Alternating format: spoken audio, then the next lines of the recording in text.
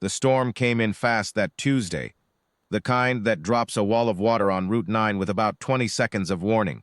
I'd already flipped the closed sign on the diner door when I heard the knock. She was maybe 12, soaked through, clutching a backpack with one broken strap. No coat. She'd been walking the shoulder of the highway in the dark. I opened the door. "You alone?" I said. She nodded. Wouldn't look at me. I stepped back and let her in, poured her a hot chocolate, put a dry dish towel on the counter, and pointed her to the corner booth, the one closest to the space heater. She sat down and wrapped both hands around the mug and didn't say a word for about 10 minutes. That's fine. I know what quiet looks like when it needs space. My son Danny was upstairs asleep. He's 9. I'm used to sitting across from somebody who isn't ready to talk yet. I just stayed behind the counter, cleaned the grill, and let her breathe. After a while, she said her name was Rosie. She said she'd been at her aunt's house in Claremont, 40 miles up the road, and she and her aunt had fought, and she'd walked out. And then the rain had started, and she hadn't thought that far ahead. I told her she could stay until the storm passed. I told her I had a couch in the back if she needed to lie down. I told her I was going to try her aunt's number if she'd give it to me. She said she didn't want to. I said I understood, but that her aunt was probably scared, and that scared people sometimes made bad decisions, and the best thing we could do was let her know Rosie was dry and safe. Rosie thought about that. Then she slid a folded receipt across the counter with a number written on it in purple pen. I called. It rang 12 times. No answer. I left a message. I said, "My name is Walt. I run the Route 9 diner at mile marker 44. A young girl named Rosie is here with me, safe and warm. She's had something hot to eat. You can call this number back any time. I'll keep the light on." Then I hung up and made her a grilled cheese. The storm didn't let up until nearly 2 in the morning. By then, Rosie was asleep on the back couch under an old quilt my late wife Sarah had made. I wrote her a note. "Rosie, don't leave without waking me." Left it where she'd see it.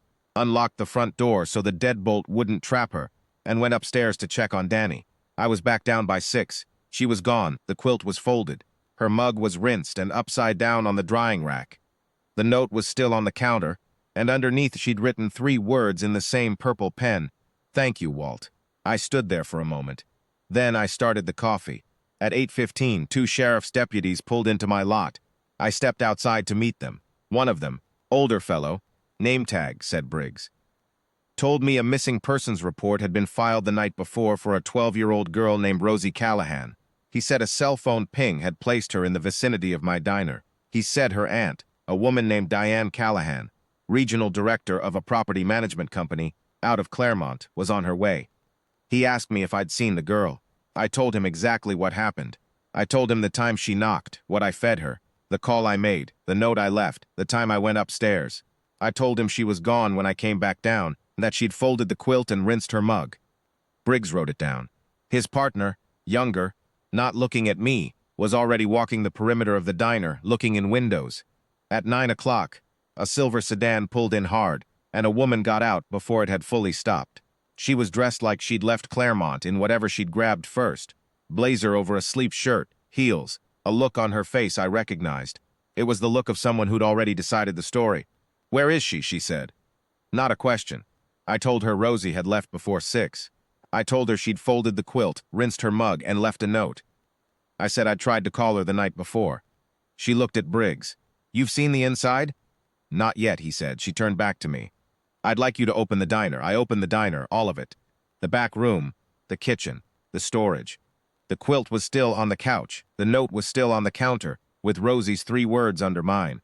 The mug was on the drying rack. The woman, Diane, picked up the note and read it. Then she set it down and looked at me in a way that made it clear that none of this was going to be enough. "You had a child alone in this building," she said, "and you didn't call the police." "I called her guardian," I said. 12 times. "You should have called Seb the police." I nodded. "You may be right about that. I made a judgment call in the middle of a storm at midnight. I thought you'd answer the phone." Her jaw tightened. "I'd like to see your security footage," Briggs said. I showed him. The camera above the door caught everything. The knock, me opening it, her coming in, the hot chocolate, the corner booth, the 2 of us talking across the counter. The timestamps were clear. It showed me dialing. It showed me making the grilled cheese. It showed the light staying on all night. It showed Rosie, at 5:48 in the morning, folding the quilt, rinsing the mug, and writing on the note. It showed her walking out the front door on her own 2 feet with her backpack on her shoulder, turning left toward the road, calm. Nobody spoke for a while after that. Then Briggs's radio crackled. He stepped outside to take it. He came back in 30 seconds later. "She's at the bus station in Millhaven," he said. "She called her school counselor this morning. She's fine." Diane closed her eyes. I poured 3 cups of coffee and set them on the counter. Didn't say anything. Just let it sit there. Briggs took a cup. "Thank you for your cooperation, sir." "Of course," I said. He gathered his notes and headed out. His partner followed. That left Diane and me. She was still standing with her back to the counter, looking at the space heater in the corner booth. The quilt. The mug.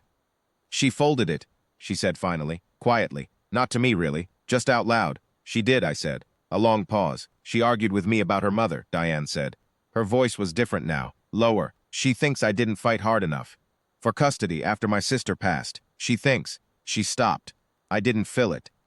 "I should have answered the phone," she said. "You were scared," I said. "Scared people sometimes make bad decisions. I believe I mentioned that to Rosie as well." She looked at me then. Really looked like she was seeing the diner for the first time. The old quilt, the clean mug, the note still on the counter, with her niece's handwriting at the bottom. "She wrote thank you," Diane said. "She did," I said. Another silence.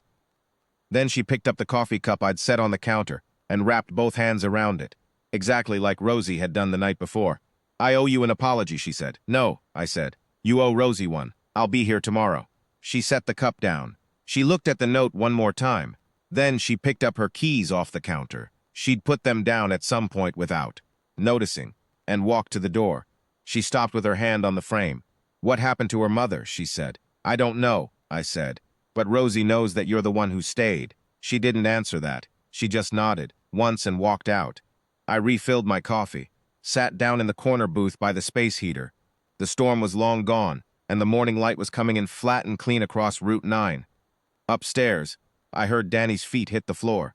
I thought about what Rosie had written, 3 words in purple pen, on a receipt, left on a diner counter at 5:48 in the morning, when she didn't have to leave anything at all.